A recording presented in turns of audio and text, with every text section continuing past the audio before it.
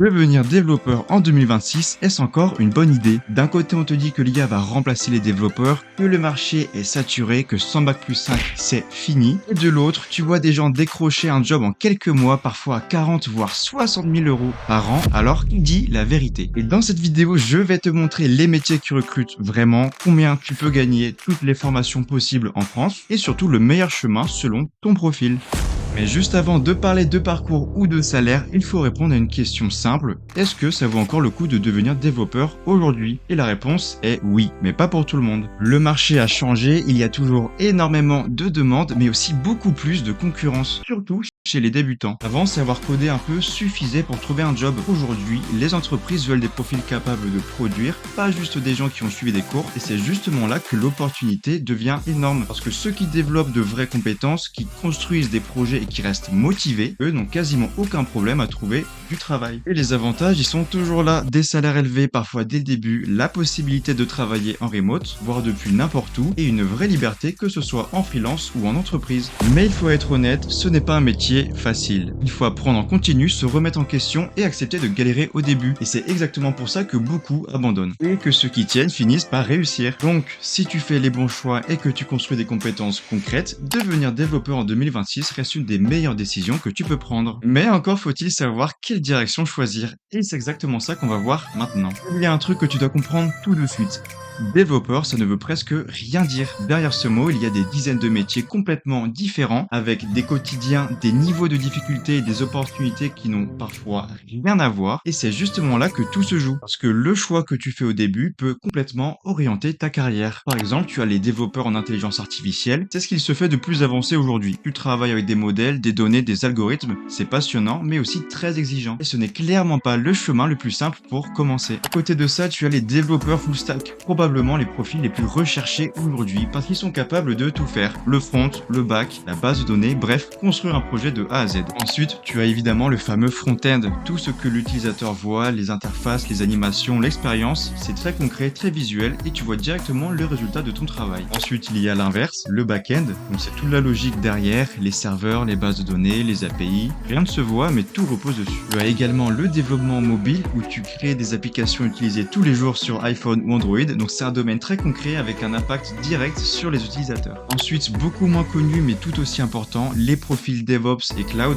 dont le rôle est de faire en sorte que tout fonctionne en production, le déploiement des applications, l'infrastructure, l'automatisation. Sans eux, aucun projet ne tient dans le temps. Un petit peu dans la même logique, tu as les data engineers qui construisent toute l'infrastructure autour des données, indispensable notamment pour l'IA. Il y a ensuite la cybersécurité, un domaine qui ne cesse de devenir de plus en plus important au fur et à mesure des années. Donc tu protèges les systèmes et anticipe les attaques. Et enfin, pour finir, les profils QA, donc les testeurs qui détectent les bugs et garantissent la qualité de ton application. Et si tu veux faire développeur, il est très important de faire les bons choix dès le début. Prouve ta voie. C'est là que beaucoup de gens font une erreur. Ils commencent sans réfléchir à tout ça, sans direction claire, alors que ces choix-là au début, eh bien, ils changent absolument tout.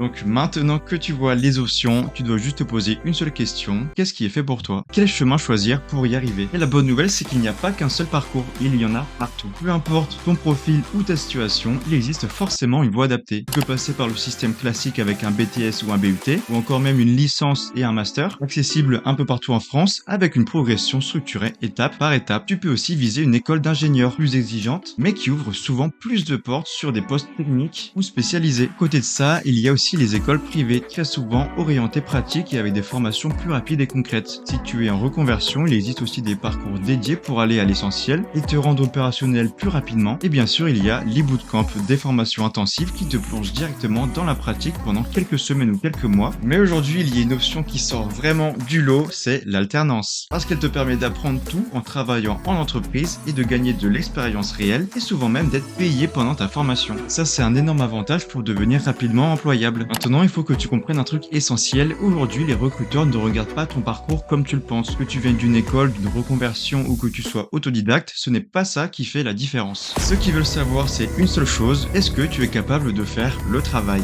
Et ça ne se prouve pas qu'avec un diplôme, mais avec du concret, des projets, un portfolio, ta capacité à expliquer ce que tu fais et comment tu réfléchis. Et ça, beaucoup de gens ne le comprennent pas. Moi, par exemple, j'ai un master en automatisme, robotique et cybersécurité, ainsi qu'un bac+4 conception concepteur développeur d'applications et pourtant je n'ai pas trouvé de travail rapidement. Pourquoi? Ils m'ont tous dit que je n'avais pas assez d'expérience. Et c'est exactement l'erreur que font la plupart des débutants, ils accumulent des cours, des formations, des diplômes, mais ne construisent rien de réel. Alors qu'aujourd'hui, ce qui fait la différence, c'est ce que tu peux montrer aux recruteurs. Et ça peut être ton code, tes projets, ta logique, ta progression, parce qu'au final, une entreprise ne recrute pas un diplôme, elle recrute une compétence. Et si tu comprends ça maintenant, tu as déjà une énorme longueur d'avance. Et là, je te propose de rendre les choses un peu concrètes. Parce qu'au final, ce qui compte, ce n'est pas la théorie, c'est le chemin que tu choisis. Si t'es étudiant et que tu veux suivre un parcours assez classique, BTS, BUT, puis licence, voire master, c'est progressif, structuré, et ça te permet d'arriver sur le marché avec des bases solides. Si tu veux quelque chose de plus rapide, tu peux aussi combiner tes études avec de l'alternance pour gagner de l'expérience en parallèle. Maintenant, si tu es en reconversion, la logique est différente. Tu peux commencer par une formation ciblée, puis enchaîner rapidement avec des projets ou un stage pour entrer dans le concret. Et si tu veux accélérer encore plus, tu peux passer par un bootcamp ou une formation intensive, puis te concentrer directement sur la création d'un portfolio solide. Enfin, si tu es autodidacte, tout dépend de ton niveau d'engagement. Tu peux commencer doucement avec des cours en ligne, puis structurer ton apprentissage avec des projets de plus en plus avancés. Et si tu passes vraiment sur du sérieux avec des projets concrets et une vraie régularité, tu peux atteindre un niveau très recherché sans passer par un parcours classique. Au final, il n'y a pas qu'un seul chemin, tout le monde n'a pas le même départ, mais il y a une constante, ceux qui réussissent sont ceux qui construisent des compétences réelles et du concret. Pour conclure, le chemin le plus rapide, ce n'est pas celui que tout le monde pense, ce n'est pas d'enchaîner les diplômes et les formations, c'est de construire des projets concrets, de progresser chaque jour et de prouver ce que tu sais faire. Et si tu fais ça, tu peux aller beaucoup plus vite que la majorité des gens, donc maintenant tout dépend de toi.